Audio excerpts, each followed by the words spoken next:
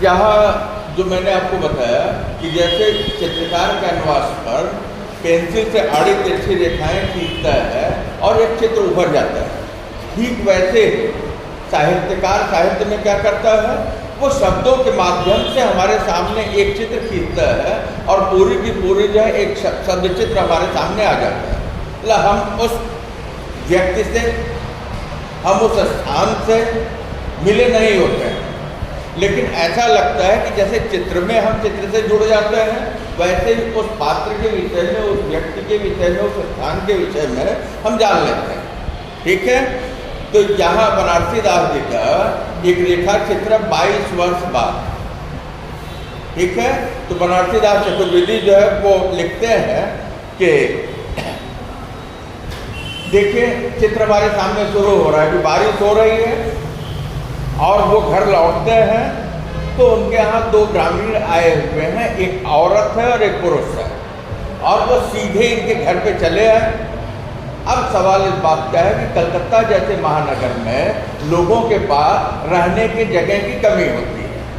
जैसे यहाँ मुंबई में हम लोगों के पास गेस्ट आ जाए तो क्या होता है, हम मुश्किल में हो जाते, खाना तो खिला देंगे लेकिन उनको अगर रुकने की बात आ जाए तो दिक्कत आ जाती है। ठीक है, तो उनको देख करके लेखक को थोड़ी झुंझलाहट होती है कि बिना किसी पहले की सूचना दिए, जो शिष्टता का नियम है कि कहीं हम जाएं तो सामने वाले को सूचित कर दें और सीधे ये आ धमके। और ये आए थे तो दोनों थके थे, तो क्या किए, वहीं जमीन पर सो गए। तो जब सोया हुआ इन्होंने देखा तो जगाना जो उचित नहीं समझा कि सो रहा है तो सोने दें।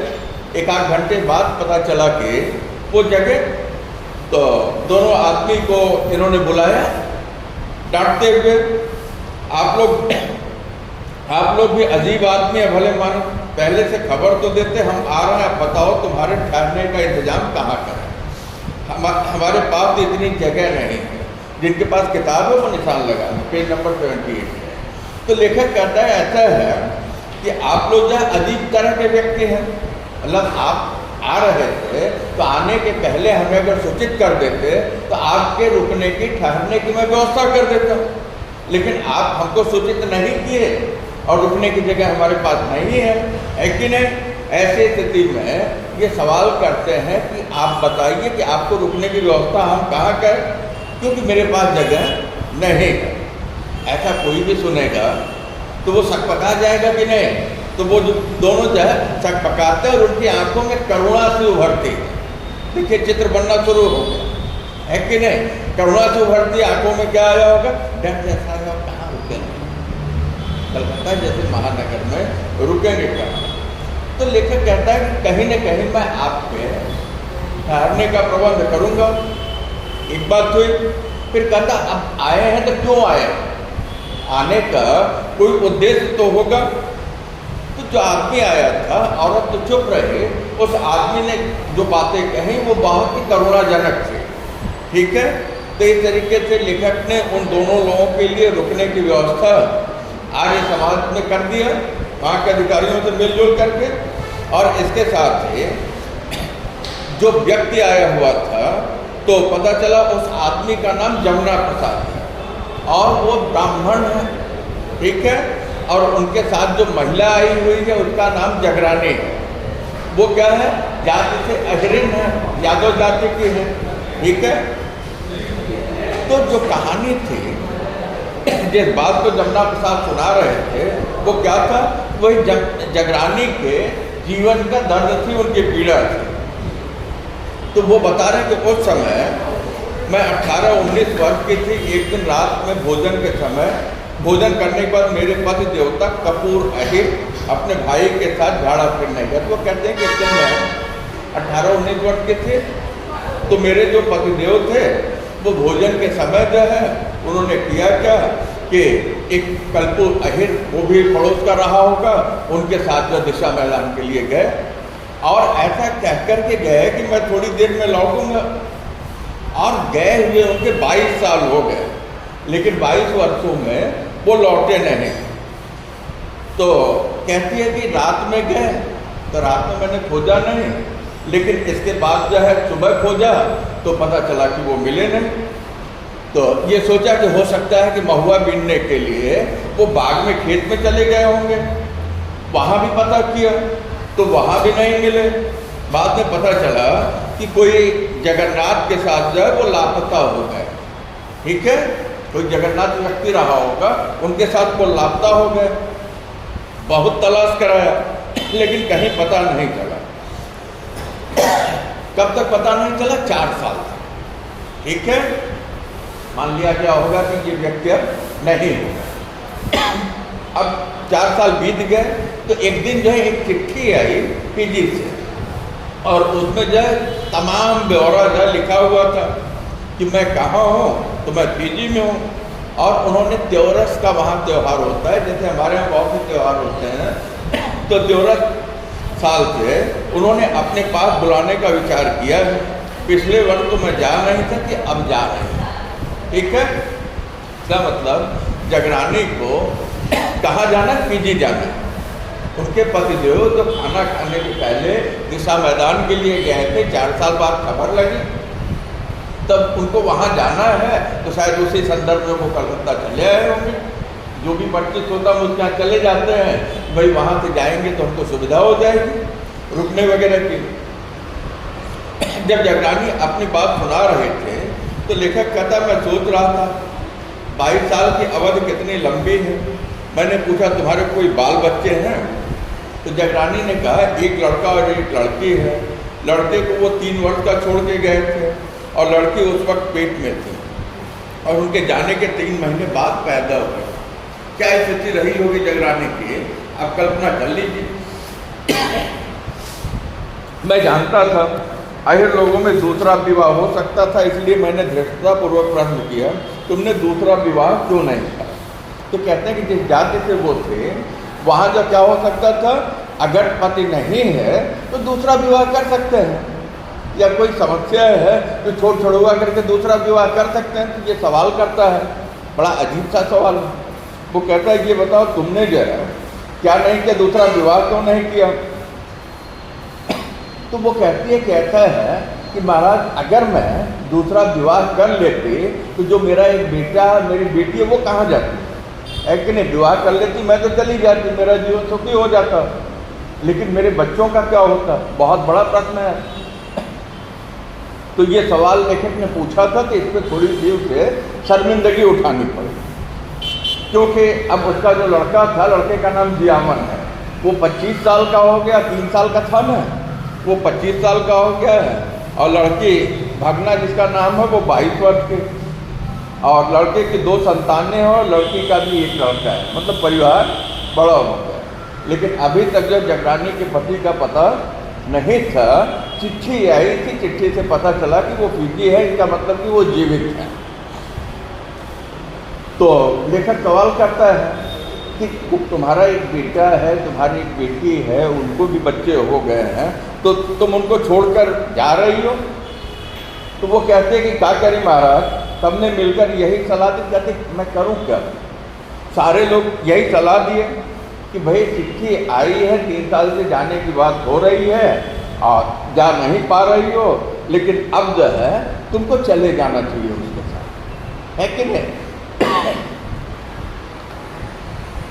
लड़का 4 कोस बांसों तक पहुंचाने, 1 कोस में 1 कोस में 2 मील होता है, 1 मील में 1.5 किलोमीटर होता है, मतलब 12 किलोमीटर दूरी पर कोई बांसों जगह रही होगी। तो वहाँ बेटा पहुंचाने आया था और लड़की और दामाद भी 2 कोस तक आए थे, मतलब थोड़ी दूर वो आ करके लौट गए। फिर लड़का भी वहाँ तक आया और वो लौट गए।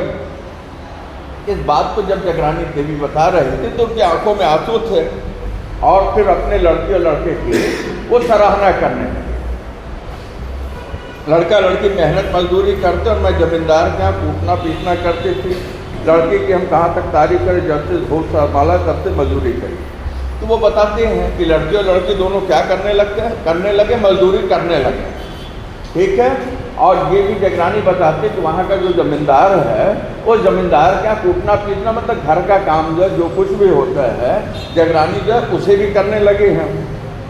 वो कहते हैं कि मैं अपनी लड़की की कितनी तारीफ करूं, क्योंकि जब से होश मैंने संभाला, मतलब बच्ची ने संभाला, तब से उसने क्या किया, मजदूरी करना शुरू किया। भाई पिता है नहीं, घर खर्च के लिए, खाने के सामान के लिए सामान चाहिए, है कि नहीं? कितना ज़्यादा कठिन जीवन रहा होगा, इस बात की आप कल्पना कर लीजिए कि माँ जब भी बच्ची होश संभालते हो तो क्या थोड़ी सी बड़ी होती है तो उसको मजदूरी के काम पे लगा देती है कि नहीं? ये उसके जलालत भरे या उसके गरीबी के दिनों की बात है, मतलब कैसा संघर्ष रहा होगा। तो कहते पुत्र और पुत्री की 22 वर्ष के वात्सल्य को तिलांजलि देकर जगरानी 7000 मील दूर अपने पति से मिलने पीली जा रही। कहते कि 22 साल बीत गए हैं, बहुत कुछ इतना पानी बह गया होगा गंगा से कि शायद जाने के बाद ये पहचान भी न पाए, है कि नहीं? या इसका पति जो है कल्पो अहेर, वो जब आए तो वो जगरानी को न पहचान पाए, है कि नहीं? ये मतलब कितना लंबा अंतराल है, मतलब कितना मुश्किल भरा जीवन रहा होगा। तो फिजी जाने के लिए कलकत्ता से 3rd क्लास का जो किराया लगता था वो 250 रुपये लगता है, और इस पैसे को उसके पति ने वहीं फिजी में भर दिया है, मतलब टिकट की व्यवस्था हो गई है जाने की।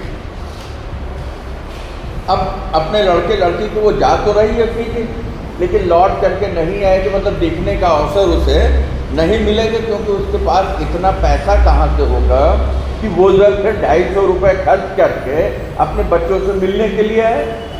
ठीक है, तो जब इस बात को वो कह रही थी तो लेखक कहता है कि मैं कल्पना कर रहा था कि इनकी कैसी, जब इनका कैसा कारुणिक जीवन है और इनकी कैसी कारुणिक विदाई है कि जाने वाले को ये पता है कि वो जा रहा है तो लौट करके नहीं आएगा बच्चों से मिलने के लिए। क्यों नहीं आएगा? बीच में मजबूरी किसकी है? पैसे की है कि नहीं? जाने के लिए उसके पति ने भर दिया तो जा पा रही है, शायद वो पैसा भी वो नहीं भरता, टिकट नहीं होता, जा भी नहीं पाती। पता चलने के बाद भी कल को फिजी रहता और ये यहाँ गांव पे रहती। मैंने कहा तुम्हारा फिजी जाना ही ठीक है, वहाँ हुआ फिर अपने लड़के लड़की के पास चली जाना। लेखक कहता है कि ऐसा है कि तुम्हारा कल्पों के पास फिजी जाना ठीक है, सारे लोग जैसा कह रहे हैं वो ठीक है, वहाँ जाओ और उससे मिल करके फिर लौट आओ अपने लड़के लड़की के पास, क्योंकि दोनों की बहुत सराहना कर रही थी। तो शायद वो महिला जगरानी अपने बच्चों के साथ ज़्यादा खुश रहती। तो वो कहते हैं कि महाराज इससे आगे वह कुछ कह न सके, उसके चेहरे से प्रकट हो रहा था कि अब उसे अपने लड़के लड़के से मिलने की उम्मीद नहीं है। इसकी व्याख्या पहले ही मैंने बोल दी है।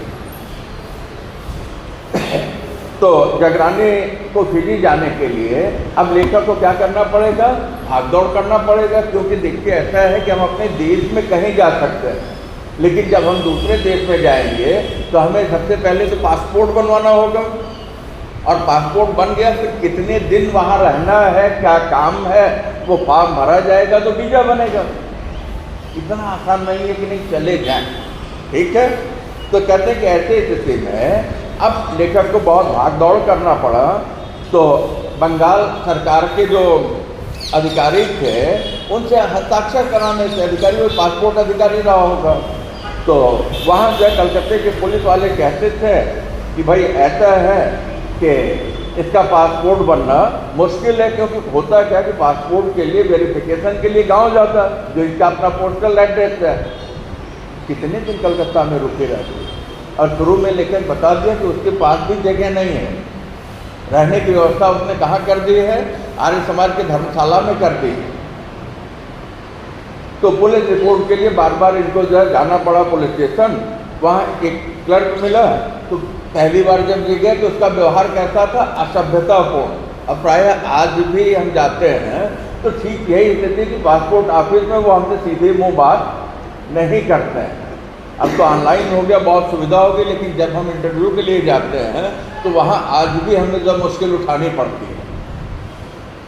तो कहता है कि उस क्लर्क से मैंने कहा कि बेचारी अपने पति से मिलने के लिए 22 साल बाद जा रही है, लेकिन वो क्लर्क सुनने को तैयार नहीं।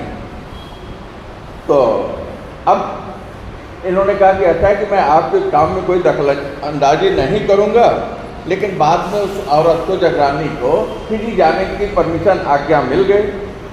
तो इसके बाद होता क्या है कि वो जहाज से 5-6 दिन बचा हुआ था फिजी जाने के लिए।